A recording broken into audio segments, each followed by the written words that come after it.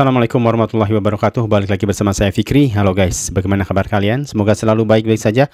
Semoga selalu dalam lindungan Allah Subhanahu wa taala dan semoga selalu dijauhi dari segala mara bahaya dan kesusahan serta segala penyakit. Amin ya rabbal alamin. Dan jangan lupa guys untuk selalu bersyukur atas apa yang telah Allah berikan pada kita selama ini. Oke guys, pada hari Sabtu kemarin, TMJ telah melakukan preskon terkait skandal ketujuh pemain naturalisasi Harimau Malaya. Saya sudah melihatnya sampai akhir, dan menurut saya preskon itu belum sepenuhnya menjawab isu-isu yang beredar selama ini ya. Tapi saya cukup apresiasi keberanian TMJ dalam preskon ini, karena semenjak beliau memberikan statement yang cukup kontroversial di X, who was in New York, setelah itu beliau hilang dan tidak lagi memberikan statement atau berkomentar mengenai hal ini ya. Oke, poin pertama dari preskon kemarin, ada wartawan yang bertanya kepada TMJ mengenai statement dia, yaitu who was in New York. Dan diberitahu oleh TMJ bahwa ketika sehari setelah pertandingan melawan Vietnam, ada yang melapor gitu. Dan beliau mencari tahu ke AFC ya. Saya nggak tahu kenapa beliau mencari tahunya ke AFC bukan ke FIFA, karena ini kan menurut aku ranahnya FIFA gitu. Tapi saya bisa paham karena AFC kan di Kuala Lumpur, jadi prosesnya bisa cepat langsung, dan di situ juga ada sekjen dari Malaysia ya, Dato' Win Sorjon. Jadi proses TikTok atau mungkin tanya jawabnya itu bisa cepat lah gitu kan. Nggak seperti AFC, mungkin agak lama gitu. Nah, diberitahukan oleh AFC bahwa yang melaporkan itu adalah bukan dari Federasi Vietnam atau orang di dalam Vietnam, Federasi Sepak Bola itu, tapi ada individu perorangan tapi dari Vietnam gitu. Karena ketika ditanya kedua kalinya TMJ oleh wartawan ini, jika itu bukan dari Vietnam, tapi kenapa di preskon pertama yang FAM itu diberitahukan dari Vietnam? Nah, di situ akhirnya TMJ bilang bahwa bukan dari Federasi Vietnam, tapi dari Vietnam. But when I asked AFC confirmed to me that complaint did not come from Vietnam FA. Tapi hari itu di sidang media FAM, someone from Vietnam, but not FA. So we do not know. It's not the Vietnam punya sekjen, it's not the president or whatnot. That was what I was told. Bisa jadi itu politisinya Vietnam, mungkin bisa jadi jurnalisnya Vietnam, atau bisa jadi juga dia pecinta sepak bola seperti kita gitu ya. Jadi mungkin siapa aja bisa melapor ke FIFA selama ada bukti-bukti yang mendukung laporan itu sah-sah aja. Dan sebenarnya jawaban dari beliau mengenai who was in New York ini itu nggak menjawab pertanyaan sama sekali ya. Karena kalau beliau tahu yang melaporkan ini dari Vietnam, seharusnya beliau tidak membuat statement who was in New York gitu, tapi who was in Vietnam. Karena akhirnya semua mata tertuju ke New York pada saat itu, dimana akhirnya yang kena itu kan ada Pak Erick Thohir dan juga Bapak Prabowo Subianto, dan itu terjadi pergaduhan lah di situ ya. Dan saya cukup mengerti kenapa wartawan tidak bertanya lebih dalam soal ini, karena mungkin ini cukup sensitif juga ya terkait kedua negara gitu. Poin berikutnya TMJ bilang, saya nggak tahu ini apakah bisa dibilang pesimis atau mungkin realistis ya. Beliau bilang kalau hukuman FIFA itu kemungkinan tidak dirubah. Walaupun berubah ada keringanan sedikit mungkin ya. Tapi yang ditonjolkan, yang ditekankan di sini kemungkinan sanksi itu tidak berubah. Dan sanksi untuk pemain tidak tahu, mungkin bisa bertambah atau mungkin bisa berkurang juga gitu. Beliau menekankan itu.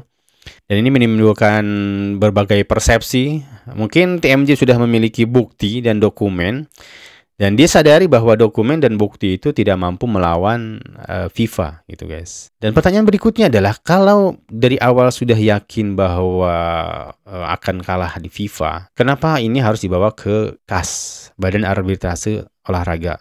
Menurut aku itu akan menjadi sebuah hal yang sia-sia gitu kan, mubazir lah istilahnya ya, akan kehilangan banyak tenaga dan juga uang juga di situ. Tapi bisa jadi ini ada aduan atau banding lain ya, maksudnya adalah bandingnya itu bukan terkait untuk melawan pemalsuan dokumen tadi gitu. Soal pemalsuan dokumen tadi mungkin tidak bisa dilawan karena mungkin FIFA sudah memiliki bukti yang autentik, yang akurat.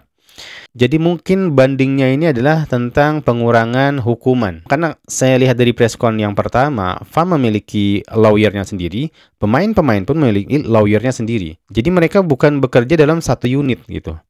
FAM mungkin akan memberikan bukti yang mereka miliki terkait kinerja mereka gitu, dan pemain juga memiliki bukti-bukti sendiri gitu. Jadi mungkin FAM akan mencoba untuk negosiasi pengurangan dendanya gitu kan. Pemain akan negosiasi tentang waktu penggantungan mereka gitu, mungkin yang bisa dikurangi 6 bulan apa gimana. Jadi itu sih intinya menurut aku guys. Ya mungkin pengurangan poin akan tetap dilakukan ya ketika melawan Nepal dan Vietnam, itu mungkin akan di forfeit, akan di WO 3-0, lawan poin-poin FIFA juga akan dibatalkan gitu guys. Poin lainnya adalah bahwa selama masa revolusi Harimau Malaya, by the way, TMJ sendiri sebenarnya tidak pernah menggaungkan frase ini ya, revolusi Harimau Malaya ini gitu guys. Jadi itu mungkin dari media ya, revolusi itu datang dari media gitu. Tapi anggaplah itu benar lah ya, revolusi ya. Jadi selama ini ongkos yang dikeluarkan atau budget logistik segala macam mengenai kegiatan Harimau Malaya itu di backup oleh TMJ guys ya. Jadi beliau budget segala macam itu beliau yang handle ya. Karena selama ini banyak yang beranggapan FAM gitu yang telah menghandle ini semua. Terlebih kemarin sebelumnya kan FAM juga dapat cairan dana yang cukup besar dari swasta 15 juta ringgit dan juga dari pemerintah 15 juta ringgit. Dikiranya tadi uang itu digunakan untuk keperluan Harimau Malaya. Ternyata itu di luar guys. Itu menimbulkan tanda tanya baru juga kemana aliran dana itu, dan mungkin masih mengendap ya di FIM mungkin. Saya menjadi ini lagi guys ya, karena terkait Harimau national team dan federasi ini ternyata kan dia berbeda ya, terpisah. FIM berdiri sendiri, national team berdiri sendiri. National team dikelola secara profesional seperti klub, FIM dengan koridornya sendiri gitu. Nah ini saya menjadi pertanyaan baru lagi, ada pertanyaan baru lagi. Kemarin itu yang memutuskan mundur dari KAFA itu sebenarnya siapa gitu? Tim nasionalnya kah atau FIM-nya kah gitu? Karena saya lihat kemarin CEO dari Harimau Malaya, Rovren, juga tidak memberikan pernyataan apapun terkait mundur dari turnamen itu kan pada saat itu gitu. Dan menurut saya guys ya, pemisahan ini malah akan menimbulkan banyak persoalan yang pelik ya, yang baru ya. Menurut aku justru akan mempersulit gitu guys. Seharusnya memang kenapa TMJ tidak masuk ke FAM aja gitu. Walaupun beliau tidak menginginkannya gitu kan. Mungkin entah FAM mungkin sudah terlalu sulit mungkin dibenahi, direformasi gitu kan. Takutnya mungkin TMJ yang masuk justru TMJ yang tertekan gitu oleh situasi di dalam situ mungkin. Who knows ya, nggak tahu guys. Poin yang lainnya adalah beliau tidak anti kritik. Selama 13 tahun berkecimpung di dunia sepak bola Malaysia, selama itu juga beliau menerima cacian dan juga kritikan ya. Dan selama itu tidak ada orang yang dipenjara atau dituntut karena melakukan hal itu atau kritikan itu gitu. Tidak menghiraukan lah ya setiap kritik, dan beliau boleh gitu. Beliau memperbolehkan untuk mengkritik. Walaupun di luar sana ada ketakutan gitu kan, ketika anak raja dikritik itu takutnya akan masuk ke ranah penghinaan gitu kan, simbol-simbol kerajaan gitu kan. Dan poin yang lainnya adalah ketika beliau ditanya soal publikasi asal-usul para pemain warisan mereka, susur galur para pemain warisan ini, beliau mengatakan bahwa ini dilindungi oleh undang-undang. Ada undang-undangnya untuk tidak mempublikasikan hal ini gitu. Cuman menurut aku juga ini bukan jawaban yang tepat ya.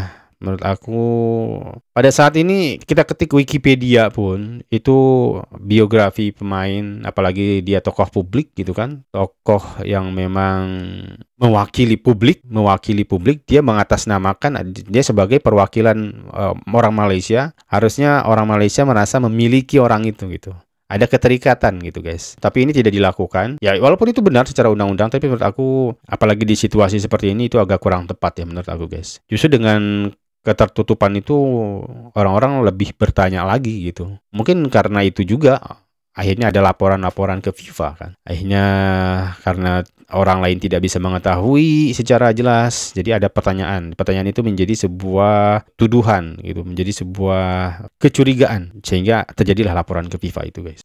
Ya selanjutnya mungkin setelah itu hanya urusan rumah tangga Malaysia ya lah, seperti pembangunan sepak bola Malaysia, terus prestasi-prestasi JDT, prestasi beliau bersama JDT, seperti itu aja sih sebenarnya. Kesimpulannya adalah bahwa preskon kemarin saya cukup apresiasi keberanian TMJ menjawab, keberanian kemudian TMJ untuk hadir dan tampil di publik. Tapi menurut aku belum cukup untuk memuaskan beberapa pihak karena jawaban-jawabannya juga masih menggantung. Tapi beliau tidak memungkiri beliau siap bertanggung jawab ketika memang itu harus ditanggung oleh beliau sendiri. Ini salah satu sikap yang cukup kita harus acungi jempol, sikap gentle dari seorang TMJ. Dan ya, sekian deh mungkin guys untuk video kali ini. Mohon maaf jika ada salah kata dan salah data yang saya sampaikan. Sampai jumpa di video selanjutnya. Assalamualaikum warahmatullahi wabarakatuh.